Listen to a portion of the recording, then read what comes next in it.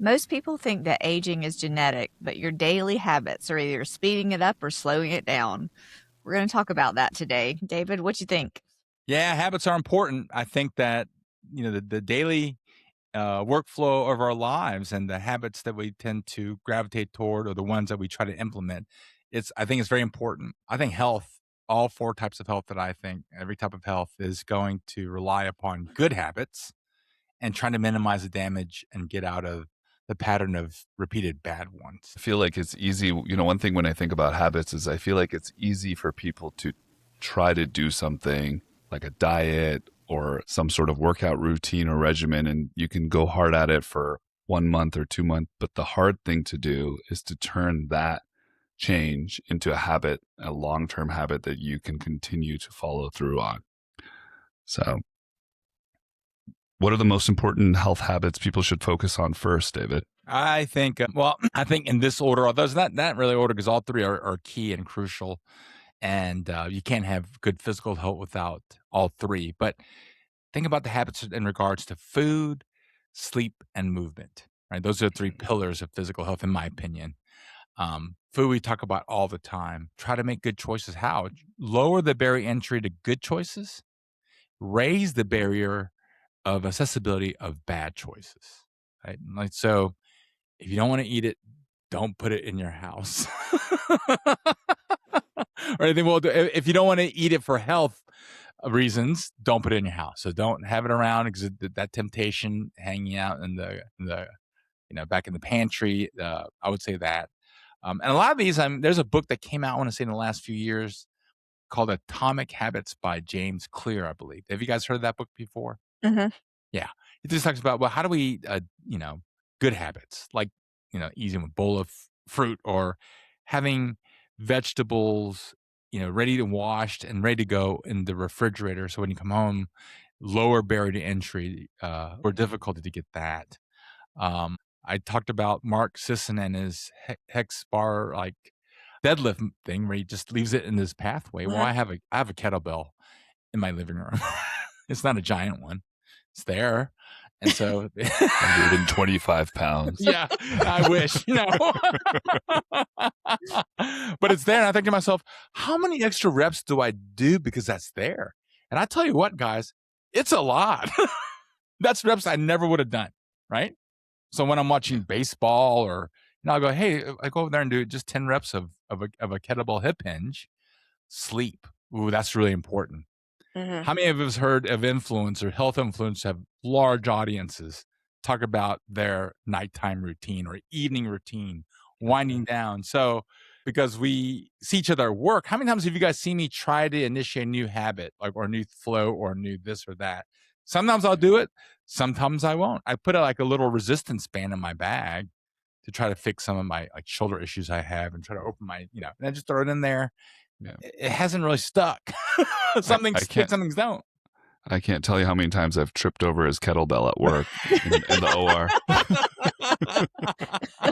As if the OR is not dangerous enough. That's a OSHA violation. That was a joke. I did think about bringing weights to the workplace one time. I don't know. That might be a bridge too far, as they say. Yeah, David, you don't let us eat, much less work out. But even the eating thing, like fasting, doing that as a regular practice. Yeah. Do you guys have a sleep routine that you use? Because I remember sleep is very important. And there's things that we can do to undermine our sleep. There's a lot of things that we can do to make our sleep better.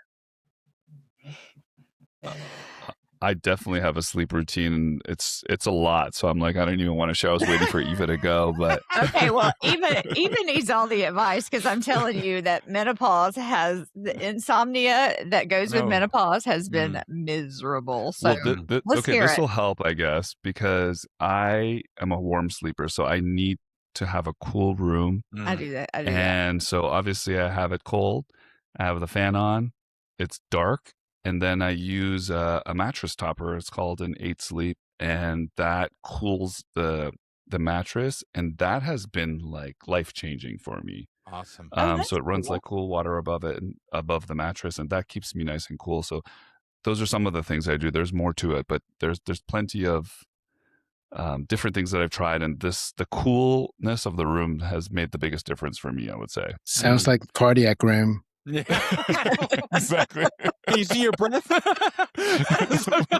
in June? The hardest part is getting out of bed in the morning because it's so cold in the room. Isn't that crazy though? But you're right. I'm a warm sleeper too. Yeah. And I used to use something that was the earlier versions of your sleep aid called the Ooler. Remember that? People made fun of me for how expensive that was. Yeah, mine's even more expensive, so I should not have made fun of you.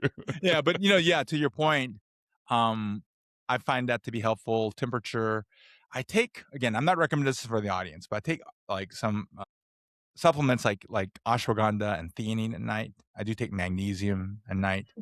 And I also find for me, as my emotional health, as I start focusing on that and thinking about, because you know what gets me if I'm in the wrong place that keeps me up all night? It's like the hamster in the little wheel. Just go, and then all of a sudden the things I had left undone, or maybe some regrets about this, and all of a sudden they get magnified at night if I'm in the wrong place. If I'm in the wrong place emotionally. We're going to talk about emotional health too at some point. And so I find myself kind of winding them, or maybe taking a walk or going outside and just seeing something that takes my mind off that hamster wheel mode. The hamster wheel mode can really drive me insane. So for my nighttime routine, I find that to be helpful. Do you guys have a morning routine that you do to try to power your day up and try to increase your odds of having a good day physically and emotionally? I do. What's And that, Eva? I've actually changed it and made a habit the past few years. But I usually I get up, I start the coffee pot, feed the dogs, then I go make my bed, and then I have a few minutes of quiet time in the morning just to read my devotional or whatever. And I've finally done it long enough that that's a habit. And I feel, I don't know, it's very simple, but now I do that every day. That sounds like a good It one. helps. It helps. I like that. I like it. I'm sure it helps center you for what you're about to face in the day as well. So, and don't forget the makeup in the car. I've seen you doing that once or twice when you get to work. That has been a 20-year habit. Yes. Yes. Sorry to out you. Sorry to out you, Eva. That's okay. Very good. Well done. Well done, Cheyenne. Yes. I put my makeup on in the car, in the parking lot, because the 10 minutes that I would spend at home puts me in terrible traffic. So 10 minutes can result in a 25-minute later arrival. Exactly.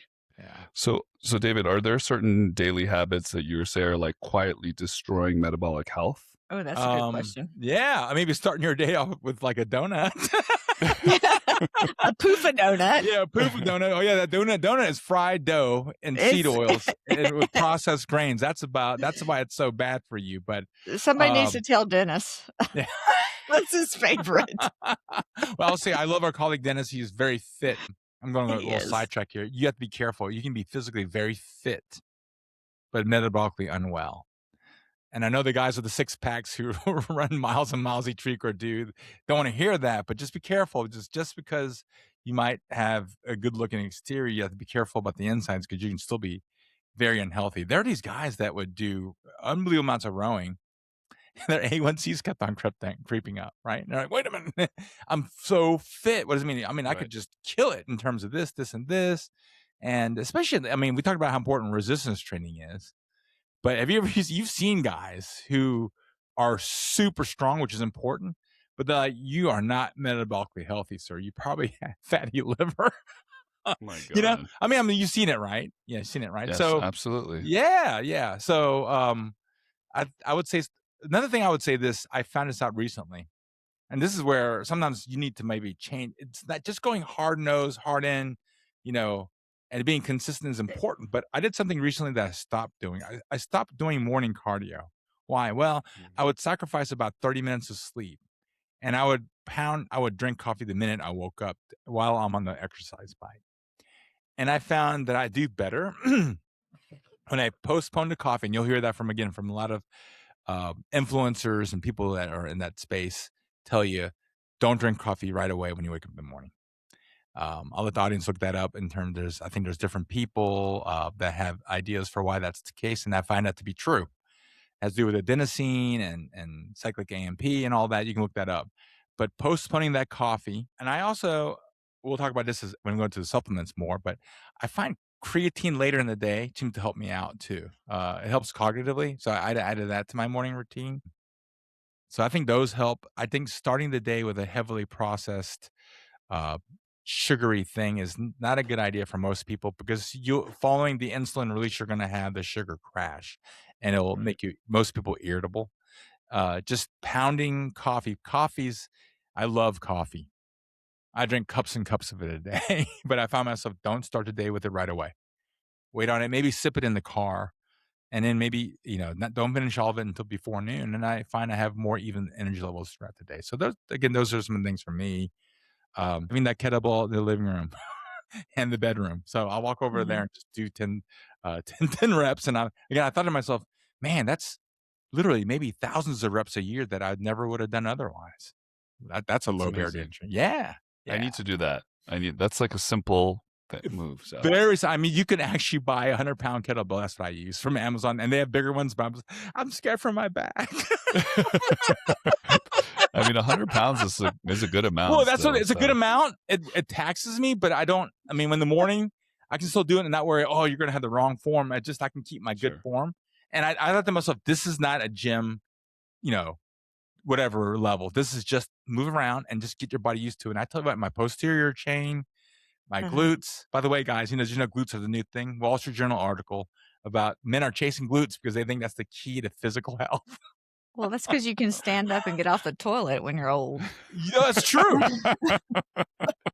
get that flat, butt when you get old, because and maybe you should work on preventing that. I really do. Remember I told you, audience, I'm worried about it, but history of back problems, right? And I think, is it either the Romanian deadlift hip hinge in the gym, or is it the hundreds, if not thousands of extra reps I do controlled, learning how to lift something off the floor repeatedly, so that motion is kind of baked in. One thing about habits is we're talking about, neuroplasticity, and basically grooved in patterns. My body's lifted that 100-pound kettlebell off the floor thousands of times in the last couple of years, right? So now it's like, okay, it knows that motion. Maybe that's the way to go. And maybe it isn't doing 4 or 5-pound deadlifts in the gym. And yeah, don't tell the bodybuilders listening to this podcast that. So, but yeah, go ahead. I did add a couple more things this week. I wouldn't say it's a habit yet, but I too decided to quit doing cardio in the morning because that just makes me get up at a ridiculous hour. Yeah. But I did start doing push-ups, planks, and wall sits. So just about 10 minutes. I'm increasing every day, but that's a little something in the morning. At least it's something. Yeah, and don't you find when you do it, the more you do it, the more you do it, whether it's a good thing or a bad thing? Yeah. And I just try to increase every few seconds, and then I have my military daughter that asks me every day if I did it. So that's good. Somebody to keep you accountable. Yeah, well, you don't want Aaron mad at you.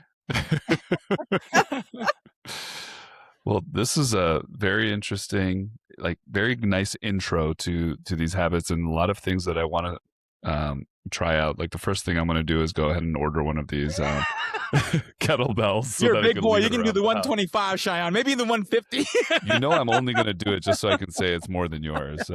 Exactly. I'm going to be seeing I'm going to see if any of y'all are putting your makeup on in the parking lot.